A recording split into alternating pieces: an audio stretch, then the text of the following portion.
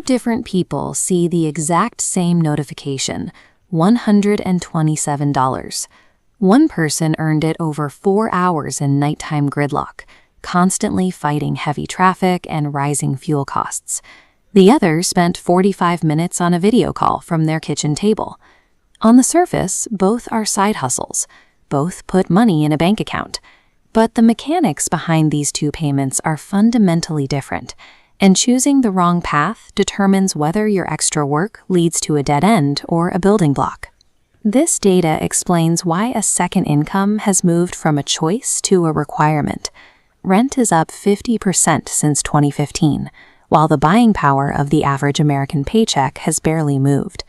Nearly half of workers now need a side hustle because their salary cannot cover basic living costs. However, most people find that their extra effort doesn't actually improve their quality of life. This isn't a personal failure, it's a structural one. Major gig platforms are designed to solve their own margin problems, often by offloading the hidden costs of business onto the worker. To gain any real traction, you have to look past the advertised hourly rates and identify which hustles are designed as temporary traps and which are actual escalators to financial freedom. Every side hustle falls into one of two categories: time-based or skills-based. Time-based work trades physical presence for a paycheck. Whether you're driving, delivering, or walking dogs, your income is capped by the clock. Once you stop moving, the money stops flowing, creating a hard ceiling on what you can actually achieve in a 24-hour day.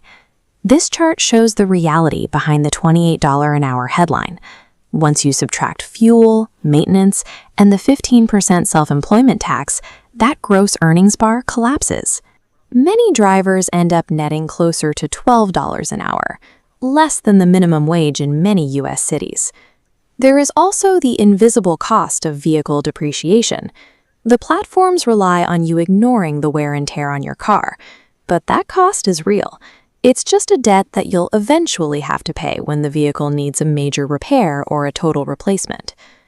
Time-based work is a useful tool for generating emergency cash by Friday, but because it doesn't scale, it can never be the primary engine for building long-term wealth. Skills-based work functions differently because it decouples your income from the clock. You aren't paid for being present.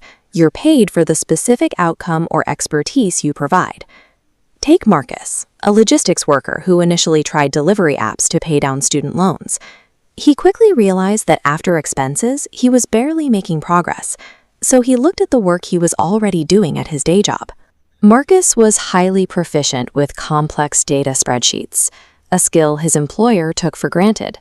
He realized that small business owners would pay a premium for that exact same organization and automation. This graph compares his two options. While delivery income stayed flat, his freelance rate increased as he built a reputation. Starting at $45 an hour, within a year he charged $65. By month 18, Marcus was earning over $4,000 a month. Because he focused on a skill rather than just a shift, he was able to clear his debt and build an emergency fund, using the exact same 8 hours a week he used to spend driving. We can categorize the most viable hustles for 2026 into 3 distinct tiers. Tier 1 is immediate, time-based work. Tier 2 consists of freelance skills like bookkeeping or writing. Tier 3 represents high-leverage assets like consulting or digital products. The goal is to move up these tiers.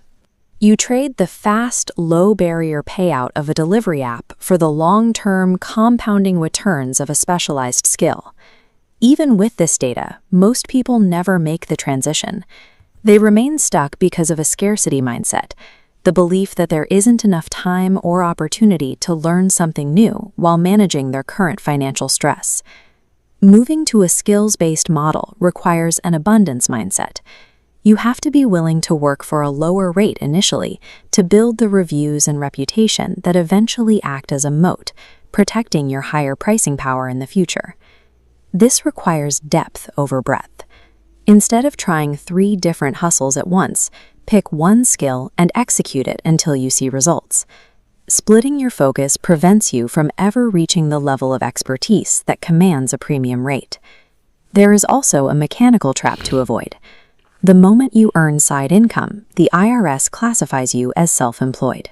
As this chart shows, you are now responsible for a 15.3% tax that covers both halves of Social Security and Medicare, costs your employer used to help cover. To avoid penalties, you must set aside 30% of every payment to cover these quarterly estimated taxes. Failing to plan for this can turn a successful side hustle into a major financial liability at the end of the year. You don't need a business degree or a massive time investment to get started. Marcus began with just 8 hours a week and a tool he already knew how to use. A strategic side hustle isn't about glorifying the grind.